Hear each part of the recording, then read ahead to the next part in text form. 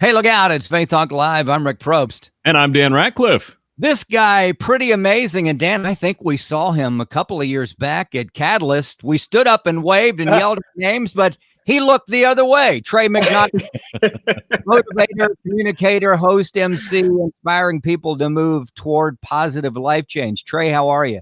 I'm doing so good. How are you guys doing? Doing great. Do you remember us standing up and waving at you at Catalyst? I'm trying to remember this. I can't. I'm not gonna lie and say that I remember, but I don't remember that. But it's probably better if I turned the other way because I probably just blocked that out of my brain. He remembers calling for security, I think, is what he remembers. So, yeah. Hey, not the first time, not the last, I'm sure. Yeah.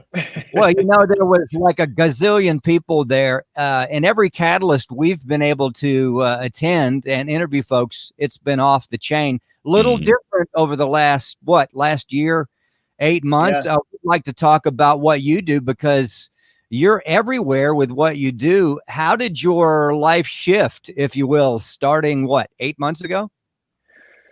Yeah. Gosh. So through a pandemic, it has been what it's been. I think the biggest thing has been just, all the uncertainty. I mean, I think everybody would say that when you're working through uncertainty and trying to figure out what the future looks like, in leadership. I work with an organization called Big Stuff. We do summer camps down in Panama City Beach. Been a strong organization for 32 years now. I've contracted with the organization for more than 10 years, but I've been full-time on staff for 2, helping lead the team here. And we have an amazing team, incredible team. And so when we started into what this year has become, it was a lot of decisions and a lot of, prayer, a lot of sacrifice, a lot of recognizing my own shortcomings in leadership.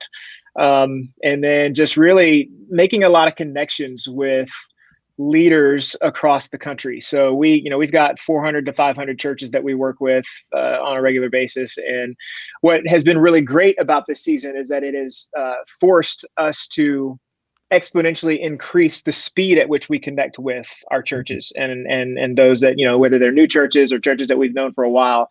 I spent hours on the phone with lots of them, just trying to figure out, what they were doing as we tried to navigate all of this season together.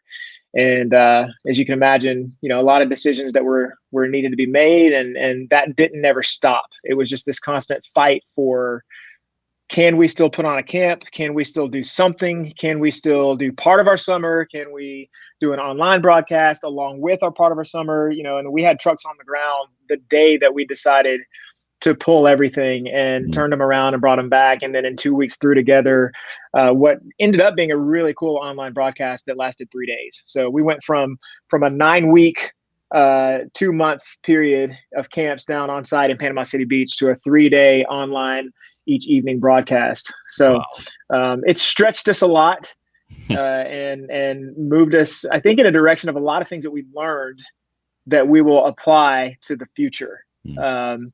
But that's kind of from a work standpoint. From a personal standpoint, as you said, I do a lot of emceeing and hosting. And so that's actually picked up a lot as this digital world has increased, and everybody's trying to do a digital event, but a lot of people don't know how to do digital events. So It's been fun coming from myself, having hosted digital events for about the past 10 years now, through North Point Online and some different things that I've done to kind of bring some of that knowledge and experience and be able to add hopefully some value to some different events and people that I've connected with.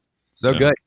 Trey, we like to ask, or at least I like to ask, folks who've gone, obviously we've all gone through COVID, but what have you learned personally? What has God done in you personally through this time? Because not only has it been hard corporately and in the work world, it was hard, at least at the beginning, personally. What did God teach you in this time? God taught me that I don't have to have all the answers, even though I may want them. Yeah.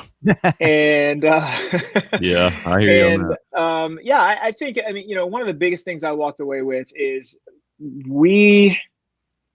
I think we have a tendency when we're not in control of our circumstances to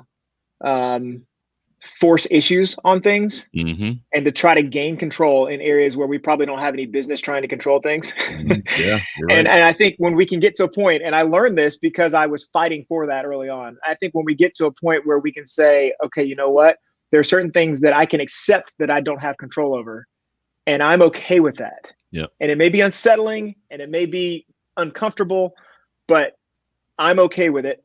And God's going to take care of me just like he always has. He's going to take care of my family. He's going to take care of my teammates just like he always has. When we can rest in that, there's so much peace that comes there.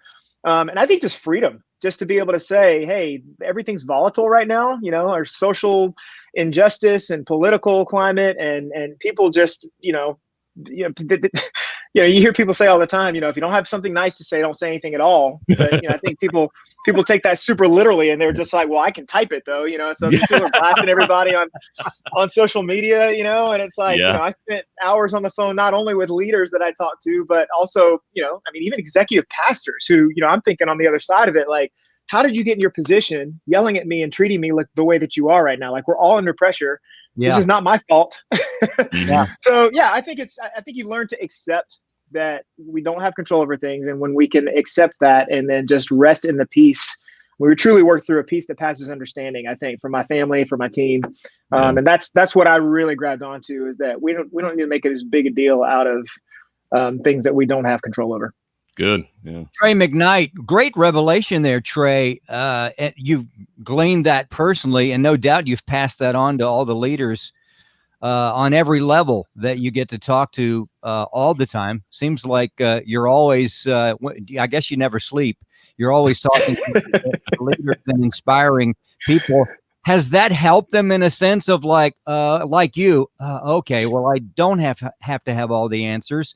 I do have to connect with people. Maybe we can help figure it out, pray it out, flush it out, whatever it takes. How's it helped them? I don't know that they would say this. I think that, I just try to lead by example in the things that I've learned. And, I think one thing I learned years ago, I used to have this instructor. I was a firefighter for 10 years. And one of my instructors used to say all the time, when you squeeze a grape, the insides come out. And people are the same way. It's like when we're under pressure, what's inside of us is exposed. Yeah. Because there's nowhere else for it to go.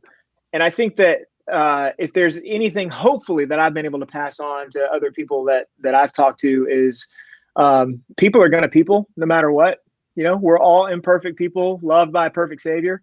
And when we can have the grace to recognize that about somebody else, when they're acting or speaking in a way that may not be the way that they would want to represent themselves, we recognize, hey, you're under pressure just like I am. So I'm going to let that go for just a second instead of trying to, why you got to be, and because I did that early on, why you got to be this way. And, and it's like, you have to really learn how to just take a step back and say, we're all in the same boat. So I've been able to share that with a lot of the leaders that I've walked with through this season. And I think that a lot of us have come to an agreement, and I hope that's been helpful for other people. I think I had a high concentration of a lot of that in dealing with so many people during a short period of time. And so it became magnified on, some of the best ways to approach other people in those circumstances. And, as I've shared that, I think it's been helpful for other people to take some step back. That's right. Go ahead. I love that quote you just said. I don't know if you invented that quote. I'm going to give you credit for it. We are imperfect people loved by a perfect Savior. I'm going to give you credit for about 3 times after that. I'm taking it as my own. So I let you in on that. Sorry, Dan. Go ahead. No, I was just saying, Trey, we want folks to check out your website and see your social. That you can see it there on the screen, TreyMcKnight.com. If you go to the website, you'll see kind of the 5 F's. I love this. There's 5 different F's. You have faith, family, fitness, following, finances, fitness. During this time, we may not necessarily want to think about fitness because we're holed up, or maybe not as much anymore, but we've been holed up at home. Why is it important to focus on fitness in your life, do you think? Man, it's funny, we didn't get the brief before we did this, but that is probably of those things. This is going to sound bad because faith is on there too. Right. But that's a given. Faith is number one. Yeah. But faith is number one. So we'll just go ahead and put that disclaimer out there. Yeah. Fitness is the one that I'm probably the most passionate about. And I can You can't say tell it that by your biceps there. You can't tell it at all. I'm sorry, but I've been working, man. I'm trying to get better. It's the one that I'm most passionate about because just on my fitness journey for 20 years now, since I got intentional about it, and even just in the past few months, I think it's helped me to hyper focus on fitness. But I for years have felt like there's so much that happens in the things that we experience in our pursuit of fitness when it comes to you're going to put yourself under weight. You're going to be uncomfortable. You're going to do things that you've never done before. You're going to stretch yourself. You're going to set goals and hopefully achieve them. You're going to fail on trying to achieve goals and all these different things, one after another. There's so many things that are within that bubble that apply to every single one of those. That happens in our faith. That happens in our family. If you're a man trying to lead a family, if you're a woman trying to lead a family, if you're in any circumstance where, in your family or in your following, I use the word following because it's catchy with all the F's, but really that's leadership, for me, as we try to build a following. And so that's true in following as well. We've all seen, as leaders over the last few months that I've seen so many things that I'm just not good at as a leader. But when you sit under the weight of things, when you try new things that you've never done before, when you fail over and over, and then you succeed and you recognize the triumph that is, for me, that's an easy way for me to explain, hey, there are certain levels of what happens in fitness that apply to every other aspect of our lives. Yeah. And, for me, that's kind of one of the pieces that I use, I think, to share my message of inspiring people. And it requires movement. We can be inspired, but nothing happens until we actually move. Yeah, that's good. Love it. Trey McKnight and Dan, we if you're watching Facebook Live, YouTube Live, Dan had to expand the screen because he's so buff that Trey McKnight. In fact, that's the biggest screen I think we've used, right? Yeah, that's some big arms right there, buddy. Trey, we got a couple of minutes and we got to take a break, but I do want to mention your podcast is there as well. You do so many things. You had a chance to talk with our friend, Nikki Noto Palmer. How does that sound, Dan? Our friend, right? She's been on, so awesome twice. So what a delight. What a rock star she is. But what do you have coming up as far as your latest podcast? Yeah, I'm trying to think who all I've got coming up. So I don't know if you guys know. I don't know if guys know Jan Smith.